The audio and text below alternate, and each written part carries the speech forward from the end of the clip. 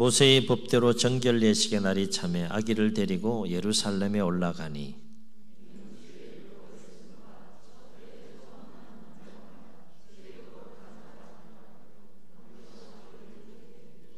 또 주의 율법에 말씀하신 대로 산비둘기 한 쌍이나 혹은 어린 집비둘기 둘로 제사하려 함이더라.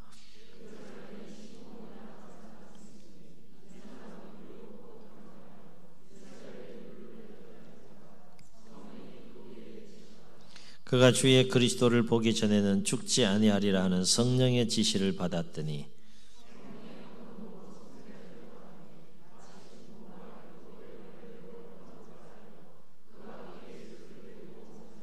시몬이 아기를 안고 하나님을 찬송하여 이르되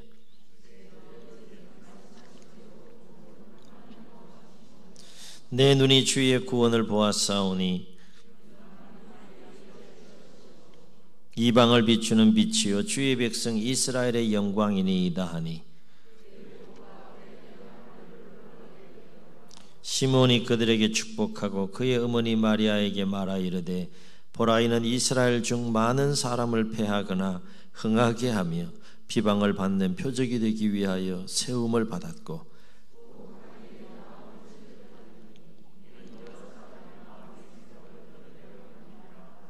또 아셀 지파 바누엘의 딸 안나라 하는 선지자가 있어 나이가 매우 많았더라.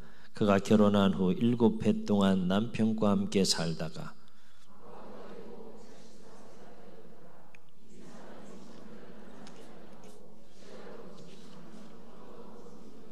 마침 이때에 나와서 하나님께 감사하고 예루살렘의 속량을 바라는 모든 사람에게 그에 대하여 말하니라. 아멘. 저도 말씀을 준비하면서 알게 된 시인인데요. 1992년 시와 시학이라고 하는 곳에 시집 읽기 등을 발표하면서 등단한 한명희라고 하는 그 시인이 있습니다. 이 시인의 시 중에 오뚜기라고 하는 짤막한 시가 있는데 그 시의 내용은 이렇습니다. 세게 더 세게 나를 쳐라. 쓰러지지 않으면 내가 아니다. 다시 일어나지 않으면 내가 아니다. 이게 다예요. 짤막한 시인데 세게 더 세게 나를 쳐라. 쓰러지지 않으면 내가 아니다. 다시 일어나지 않으면 내가 아니다. 짤막한 시인데 우리가 삶을 살아가는 데 있어서 참 좋은 교훈을 주는 그런 시라 여겨집니다. 아주 짤막한 시이지만 이 시를 대하면서 성도인 우리의 삶이 이와 같아야 되지 않겠는가 이런 생각을 갖게 돼요. 이를테면 우리도 연약해서 때로는 쓰러지고 넘어질 때가 있죠. 그러나 하나님의 자녀로서 하나님의 백성으로서 그리스도인으로서 성도로서 우리 세상 사람들과 달라야 될 가장 중요한 삶의 특징이 있다면 무엇이 있을까요? 쓰러지더라도 다시 일어나는 삶을 살아가야 하는 자들이 성도의 삶이어야 한다라고 하는 것이죠. 그것이 세상의 복의 근원이 되는 삶이고 빛과 소금이 되는 삶이라고 하는 것입니다. 사랑하는 성도 여러분, 오뚜기가 넘어졌다가 다시 일어나는 비결이 뭡니까? 원리는 간단하죠. 아래 중심에 무거운 쇠붙이가 붙어 있기 때문이다라고 하는 것이죠. 그 무게의 중심이 아래에 있기 때문에 흔들리고 때로는 넘어지는 것 같아도 다시 꼿꼿하게 일어서는 것이 또 오뚜기인 것을 보게 돼요. 영적인 안목에서 한 가지 분명한 사실은 뭔가 하면 그 마음의 중심이 늘 하나님을 향해 있는 자는 그 마음의 중심이 늘 하나님을 향해 있어요. 오뚜기의 무게 중심이 늘 아래 중심에 무거운 그 추에 있는 것처럼 그 마음의 중심이 늘 하나님을 향해 있는 자는 비록 때로는 연약해서 잠시 쓰러지고 넘어지는 일이 있다 할지라도 다시 일어서는, 그래서 결코 넘어지지 않는 삶을 살게 된다라고 하는 것입니다. 신앙생활에 있어서 가장 중요한 본질적인 부분이 있다면 마음의 중심이 어디를 향해 있느냐, 이게 참 중요한 문제인 것이죠. 하나님을 향해 그 마음의 중심이 늘 향해 있는 삶, 그것이 참 중요한 모든 하나님의 자녀와 백성들의 삶의 자세이고 내용이어야 함을 우리가 말씀을 통해서 또 거듭 깨닫게 됩니다. 오늘 말씀에 등장하는 두 사람도 그 마음의 중심이 평생에 늘 하나님을 향해 있었던 사람인 것을 볼 수 있게 되는데, 오늘 말씀은 요셉과 마리아가 이 아기 예수님을 데리고 정결 예식과 대속의 제사를 위해서 예루살렘에 올라왔을 때 시몬이라는 사람과 안나라고 하는 이 선지자가 성령의 인도하심 가운데 아기 예수님, 메시아로 오신 아기 예수님을 만나는 그 감격적인 장면이 되겠습니다. 22절을 보면 요셉과 마리아가 모세의 법대로 정결 예식의 날이 차서 갈릴리에서 이제 예루살렘에 올라왔다라고 말합니다. 여기서 정결 예식이라고 하는 것은 레위기 12장에 나와 있는 규례인데요, 산모를 정결하게 하는 예식이라 할 수 있겠습니다. 레위기 12장에 의한 정결법에 의하면 모든 산모는 그 산혈로부터 정결하게 되지 않은 채 성소에 접근할 수가 없고 성물에 접촉할 수 없도록 되어져 있습니다. 그래서 이 산모가 정결함을 회복하기 위해서는 아이를 출산하고 일정 기간 동안 격리된 가운데 삶을 살아야 했는데, 아들을 출산했을 경우에는 40일, 딸을 출산했을 경우에는 80일을 격리하여 보낸 후에, 그 기간이 찬 후에 1년 된, 성소에 와서 1년 된 양 한 마리와 또 비둘기 둘을 가지고, 생활의 형편이 여의치 않은 사람들은 그냥 이제 비둘기 2마리로 번제와 또 속죄제를 드림으로 정결케 하는 정결 의식을 치러야 했다는 거예요. 그런 측면에서 지금 예루살렘에 올라올 수밖에 없었고, 24절에 보게 되면 이러한 정결 예식과 관련해서 누가가 설명하기를, 또 주의 율법에 말씀하신 대로 산비둘기 한 쌍이나 혹은 어린 집비둘기 둘로 제사하려 함이더라 라고 그렇게 설명하고 있어요. 아울러서 23절에 보게 되면 마리아와 요셉은 예수님과 관련해서 한 가지 더 의식을 치러야 되는데, 그것이 바로 대속 의식이고 대속 제사였습니다. 이러한 대속 의식은 이스라엘의 백성과 짐승의 그 첫 수컷은 기본적으로 원칙적으로 하나님의 것이기 때문에 하나님께 바쳐야 되는 거예요.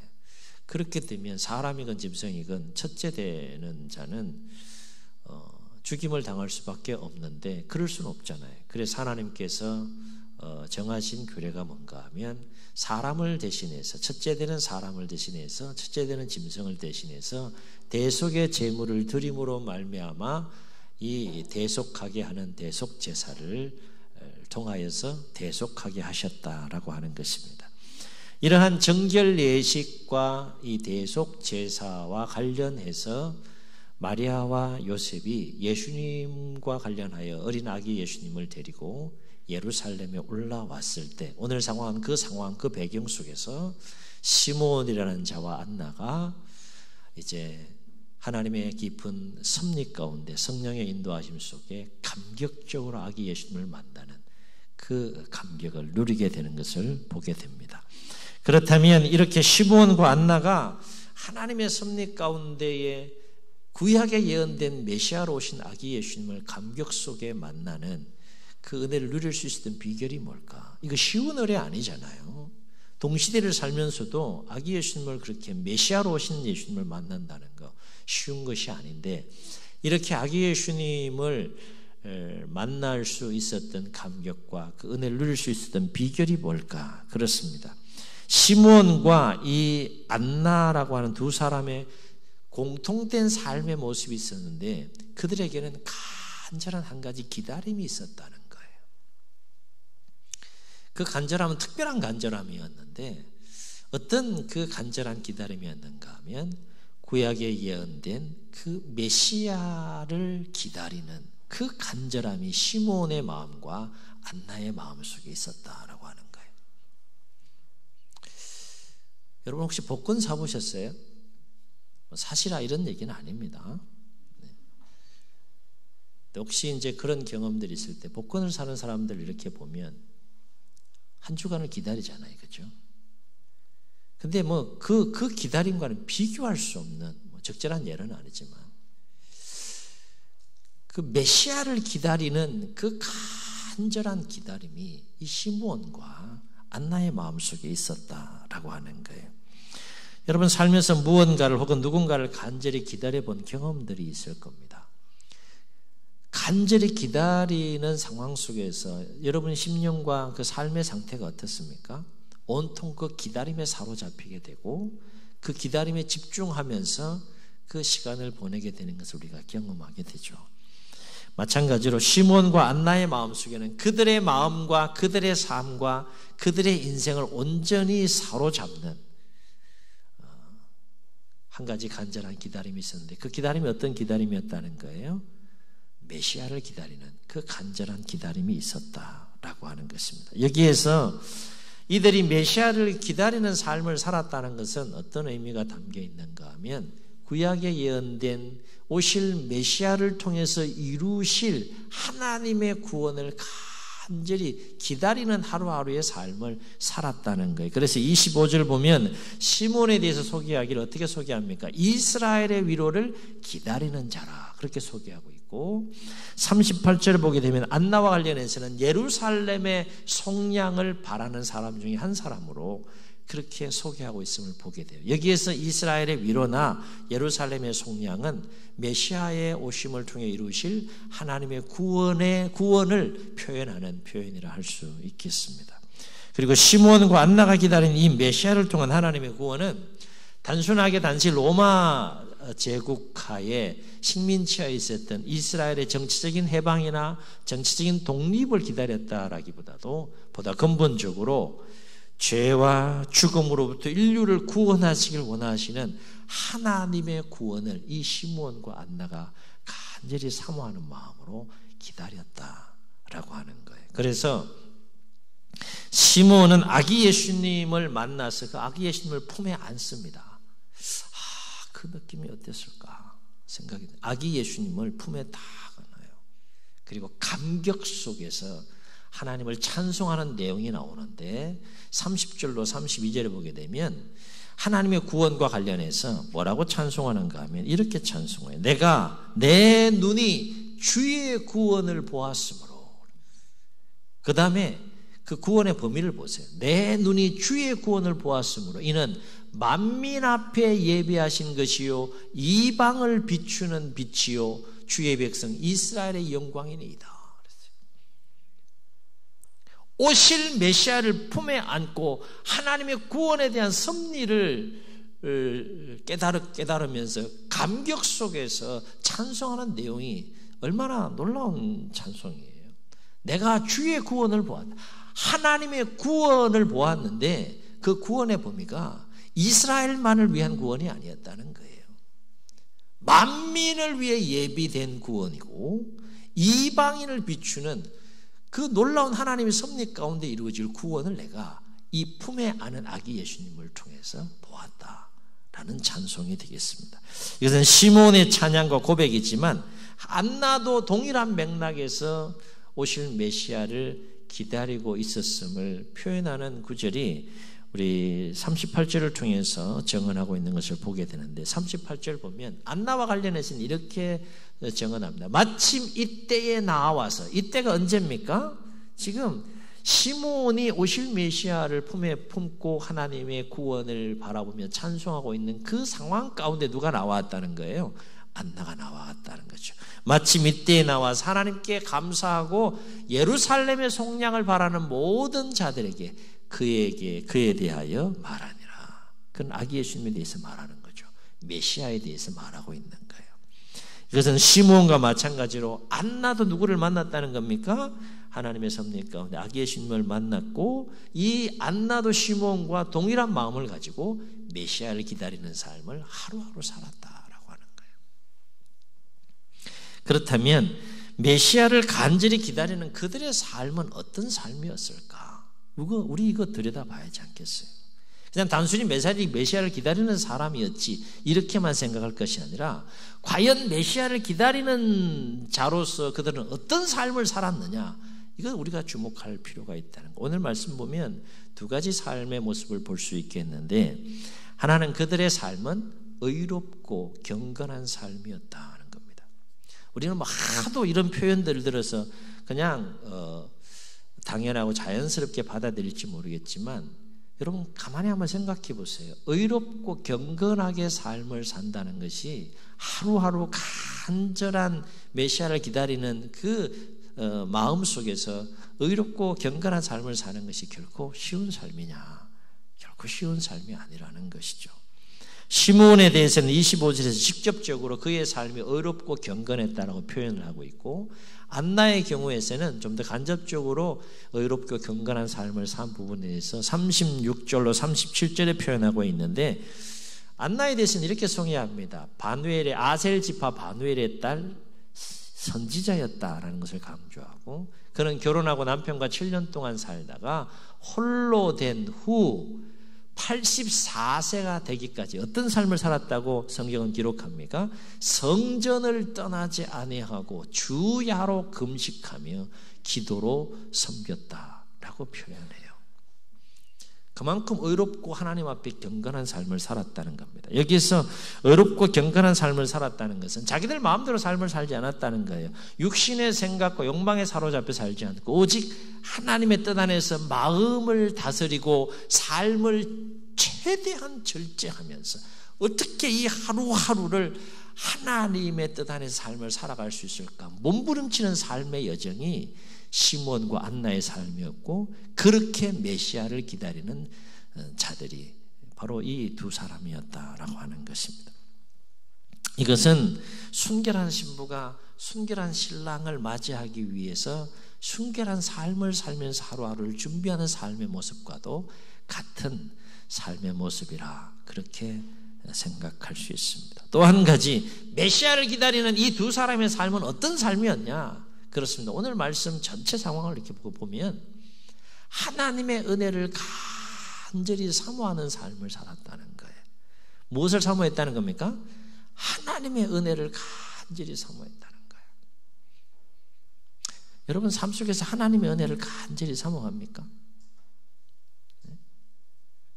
여러분이 생각하고 계획한 것들이 이루어지기에 대한 간절함은 있는데 하나님의 은혜를 간절히 사모하는 마음이 있느냐는 거예요. 이것은 그들의 삶이 주어진 일상의 삶에도 충실했지만 그들의 삶의 최우선순위는 어디에 있었다는 겁니까? 하나님의 은혜를 간절히 사모하는 삶이 시므온과 안나의 최우선적인 삶이었다는 거예요. 이거를 이렇게 생각해 볼 수 있어요. 일상에 충실한 삶을 살아가는 자들은 하나님의 은혜를 사모하는 삶에 소홀할 수 있어요. 그러나 반대로 하나님의 은혜를 간절히 사모하는 삶을 살아가는 자들은 일상에 정말 충실한 삶을 살아가는 모습을 성경을 통해서 우리가 경험하게 되는 것이죠. 이것은 앞에서 언급했듯이 그들이 이스라엘의 위로를 기다리는 자로서, 예루살렘의 속량을 바라는 자로서 성전을 떠나지 않고 주야로 금식하며 기도하고 경건한 삶을 힘썼던 모습을 통해서 얼마나 시므온과 안나가 하나님의 은혜를 간절히 사모하는 삶을 살았는지를 목격할 수 있습니다. 자, 그렇다면 이렇게 메시아를 기다리면서 쉽지 않은 하루하루의 삶 속에 의롭고 경건한 삶을 살고 하나님의 은혜를 간절히 사모하는 삶을 살면 엄청난 하나님의 은혜와 복이 임해야 하는 것을 우리가 기대하잖아요. 그렇죠? 삶이 확 바뀌고 삶의 환경에 놀라운 역사가 일어나고 막 하나님의 축복의 역사가 막 넘쳐나면 좋겠는데, 오늘 말씀 가만히 보면 사실 겉으로 드러난 그들의 삶의 환경은 잔잔합니다.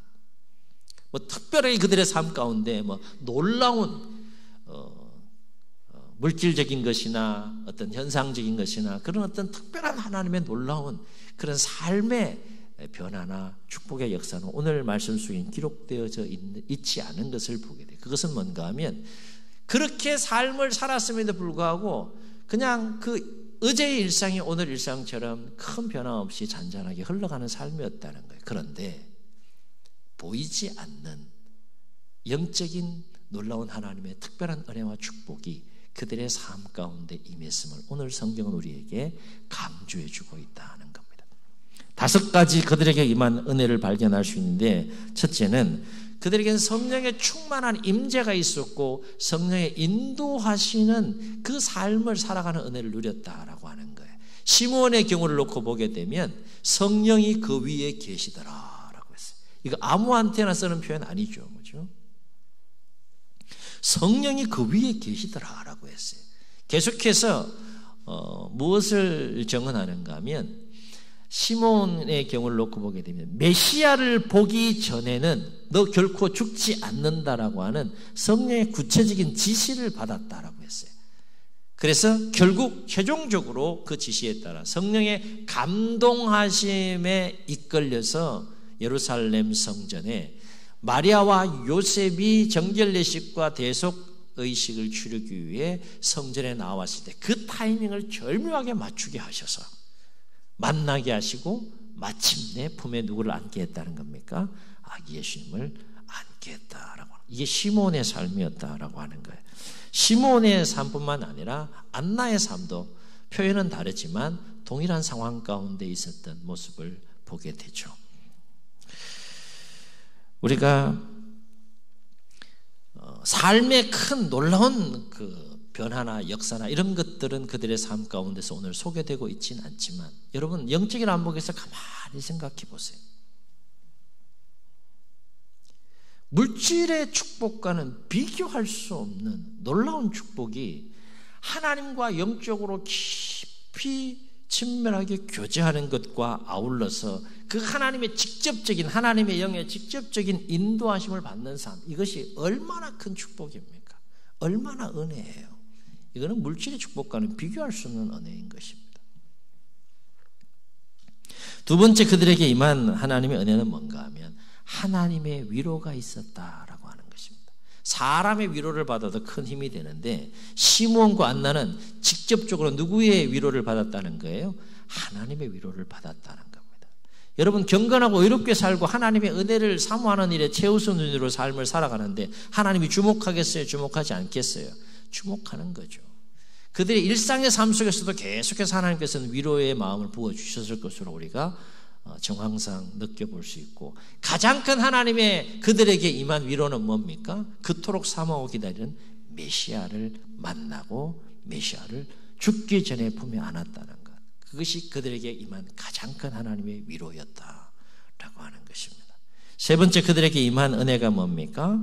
그들에게는 하나님이 주시는 큰 평안이 있었다는 거예요. 아멘. 아멘.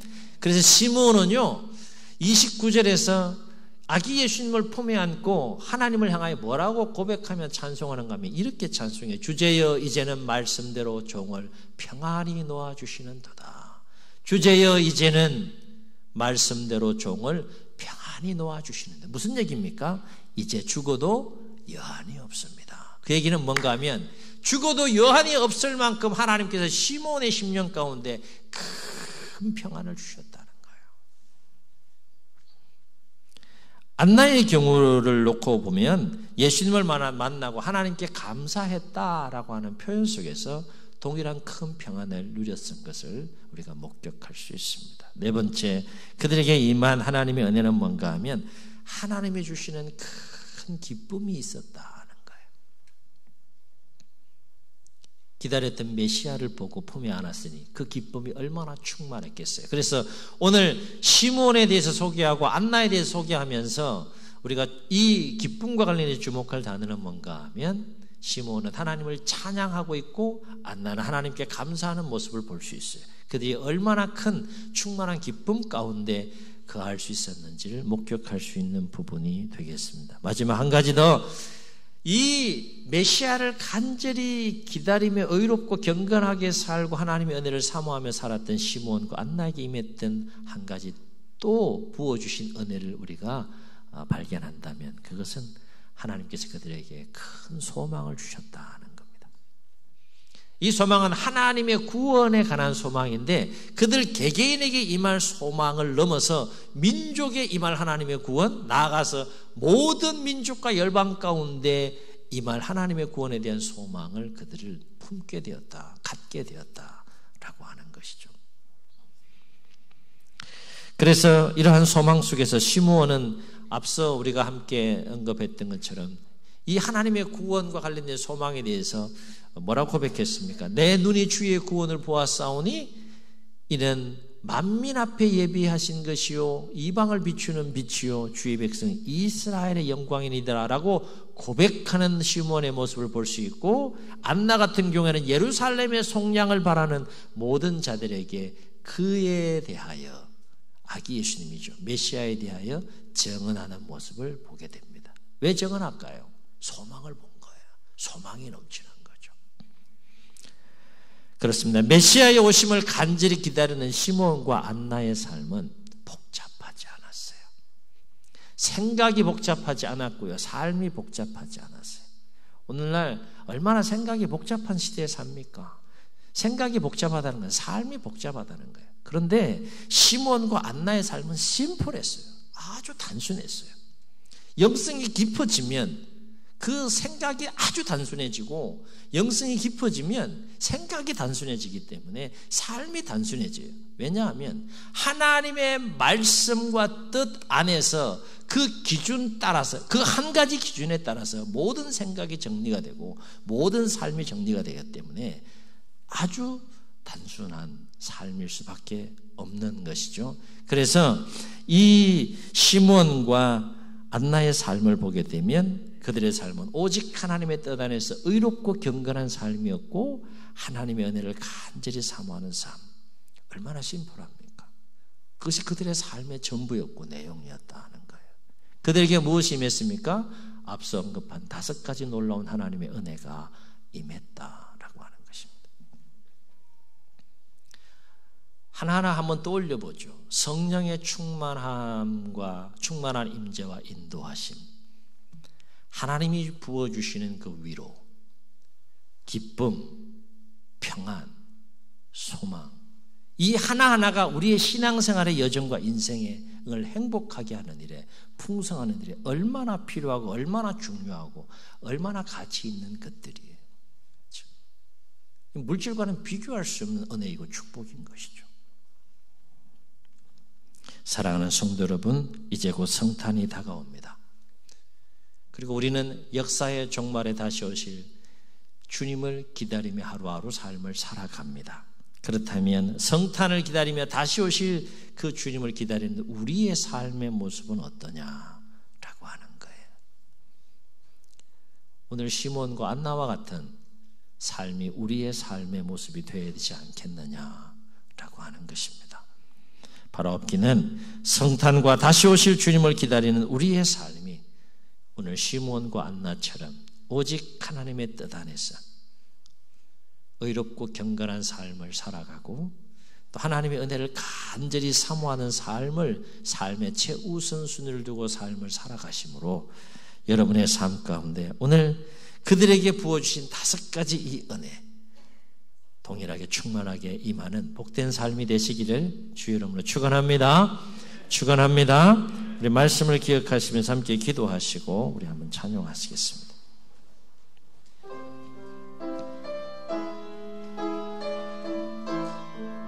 주님 다시 오실 때까지 나는 네 길을 가리라. 기도하는 마음으로 찬양합니다.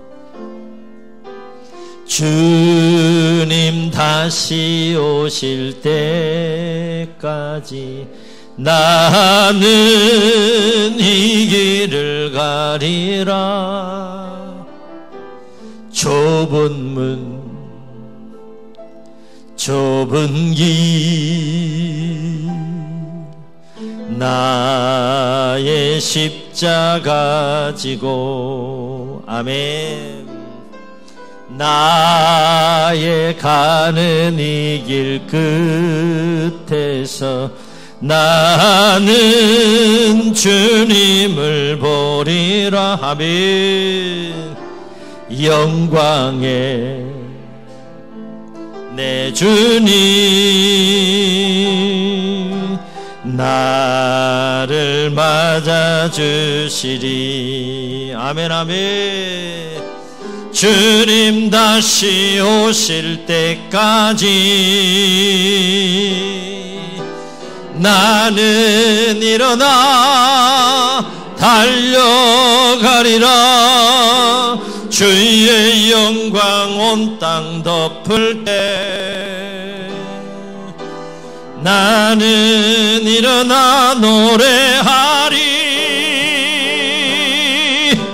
내 사모하는 주님 온 세상 구주시라. 내 사모하는 주님 영광의 왕이 주님 다시 오실 때까지 주님 다시 오실 때까지 나는 일어나 달려가리라.